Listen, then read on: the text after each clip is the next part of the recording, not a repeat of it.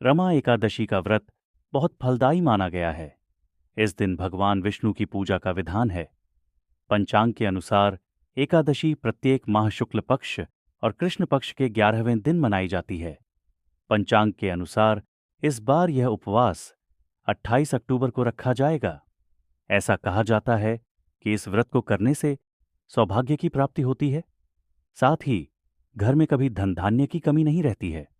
वहीं इस दिन व्रत का पूर्ण फल प्राप्त करने के लिए इसकी व्रत कथा का पाठ जरूर करना चाहिए, जो इस प्रकार है। रमा एकादशी को लेकर कई सारी कथाएं प्रचलित हैं। एक समय की बात है, एक मुचुकुंद नाम का राजा था। उसकी पुत्री का नाम चंद्रभागा था, जिसका विवाह चंद्रसेन के बेटे शोभन से हुआ। एक दिन शोभन ससुराल आया।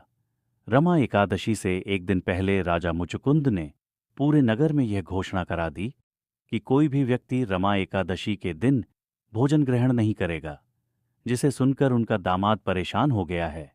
तब उसने अपनी पत्नी से कहा कि वह बिना भोजन के जीवित नहीं रह सकता है।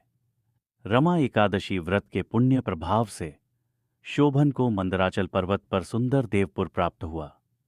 मुचुकुंद नगर का एक ब्राह्मण एक दिन शोभन के नगर में गया, जहां पर उसकी मुलाकात उसकी पत्नी से हुई, जिसने पूरा हाल बताया।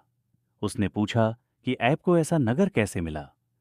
शोभन ने उसे रमा एकादशी के पुण्य प्रभाव के बारे में बताया। उसने कहा कि यह नगर अस्थिर है, आप चंद्रभागा से इसके बारे में बताना। वह ब्राह्मण अपने घर गया और अगले दिन चंद्रभागा को पूरी बात बताई। चंद्रभागा उस ब्राह्मण के साथ शोभन के नगर के लिए निकल पड़ी। रास्ते में मंदराचल पर्वत के पास वामदेव ऋषि के आश्रम में वे दोनों गए। वहां वामदेव ने चंद्रभागा का अभिषेक किया। मंत्र और एकादशी व्रत के प्रभाव से चंद्रभागा का शरीर दिव्य हो गया और उसको दिव्य गति मिली। उसके बाद वह अपने पति शोभन के पास गई। उसने चंद्रभागा को अपनी बाईं ओर बिठाया।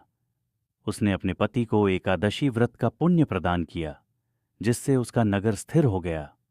उसने बताया कि व्रत के पुण्य प्रभाव से यह नगर प्रलय के अंत तक स्थिर रहेगा। उसके बाद दोनों सुखपूर्वक उस नगर में रहने लगे।